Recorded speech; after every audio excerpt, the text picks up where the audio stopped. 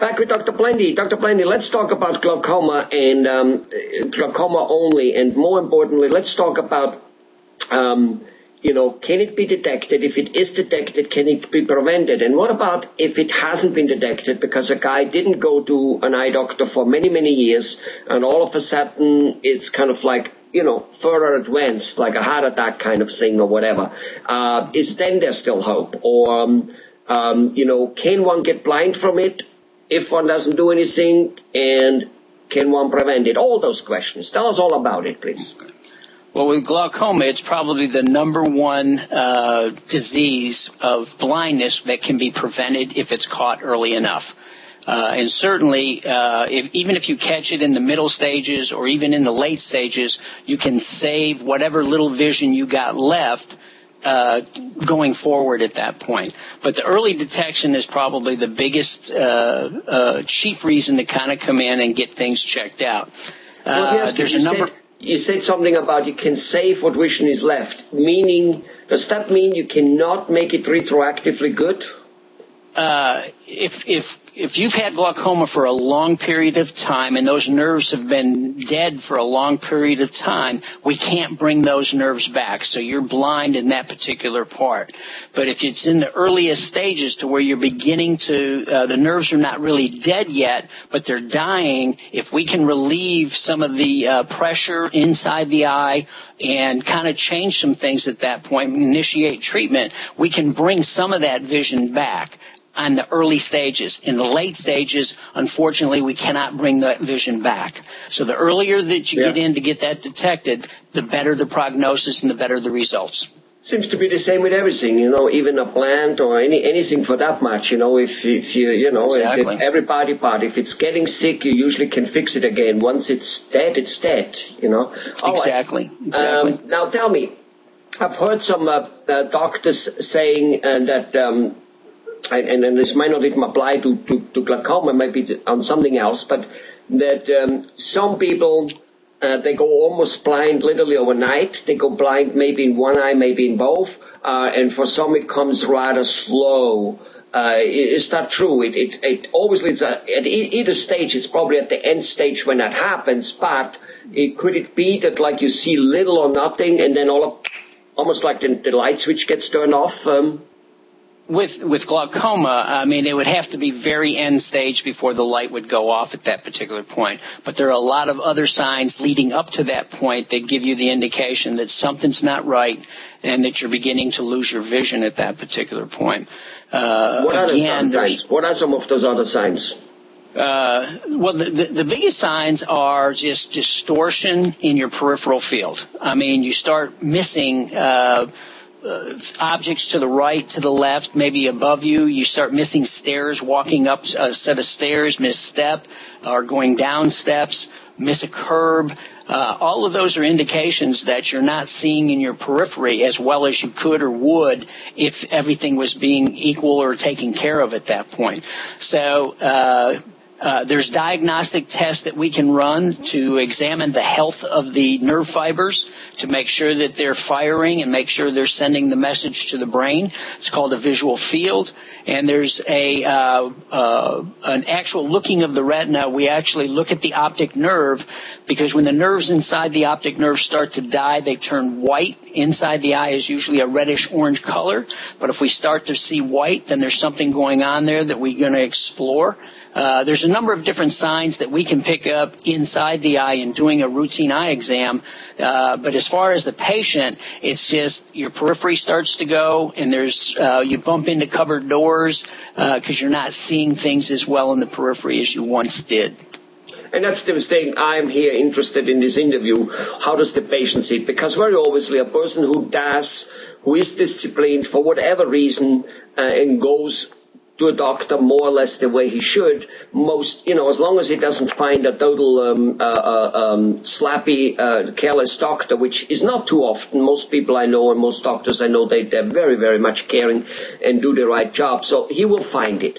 So it's kind of like the guy who, life is busy, life is expensive, so one way or the other way, he doesn't go to a doctor. He does look fine, because most of us people have the tendency, before it doesn't really hurt, let's not bother about it. I mean, that's why we probably, with today's medicine, if we do what we would do, we probably could all live to 120 and above. I have no doubt about that. Exactly. You know, I've no doubt about that, but we don't. So it's what I want to get across here is the person, and I think what you said it very clear, stepping off steps, not seeing curves, and otherwise, just kind of like feeling you're like a little boxed in. You know what I mean? I bet when that happens to a person, he's going to get a little frantic because he runs around thinking he doesn't see because he doesn't, but he might not realize he doesn't see. Well, and again, he probably doesn't realize that he's not seeing as well as he once did until he starts interfering with activities that they want to be involved with, whether it's sports, whether it's playing cards on a table, whether it's watching TV, whatever the activity is. If the patient gets to the point to where they can't perform at the level that they once did, they're usually going to come in and at least ask the question, what's going on with my eyes? And it's up to us to go ahead and find all that stuff at that point. And even there, I can see that a patient just thinks he got slower, so he can't catch the ball anymore. Kind of like, oh, damn it, when I see it, I can't catch it anymore. I'm getting slow. He might be slow a little bit, but he might not be that much slower. It may be that he sees the ball so late that it's almost impossible to catch it, kind of, just as an example. Exactly. He may be misjudging it, not being able to see it off the bat, lose it up in the sky. There's any number of things that could happen at that particular point. But it would be worth at least the price to have it checked out to make sure that nothing major is going on and there's no really medical issues going on, whether it's glaucoma or any other disease that's inside the eye.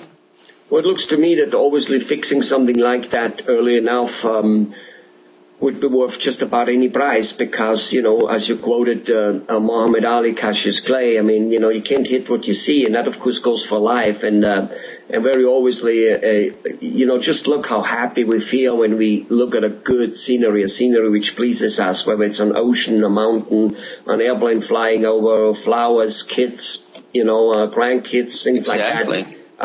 It must be, yes, there are lots of people out there doing well and famous, so have been blind all their life or have gotten blind somewhere, but it's just, it's just something you want to avoid if you can. So, all right. And I think a lot of patients and a lot of people out there probably take their vision for granted and they don't think it's going to happen to me until it's too late at that particular point. So even if you're seeing well, it's just nice to go ahead and get your eyes examined on an annual basis to make sure that they're healthy and there's no other issues going on. And on an average, or all the time, tell me, if a person has glaucoma, since that's all we're talking, so he starts missing steps and he goes, oops, so let's just say it's deteriorated a little bit here, but he's still okay, he's still fine, he drives. If he now comes to you, if he gets checked, if you find something, treatment is available to at least not get it worse, and maybe it's even still at a stage where it can be improved. Is the answer yes or no to that? That's a true statement. If we catch it early enough and we initiate treatment, yes, the vision can come back at that particular point. Only if you've lost a small amount of vision. But if you've had it for a long time and you've lost a lot of vision, we may get some of it back, but it's not going to go all the way back to where it was when you were 20 years old or 15 years old. But at the very least, it will not progress from here anymore. You can't make it stopping.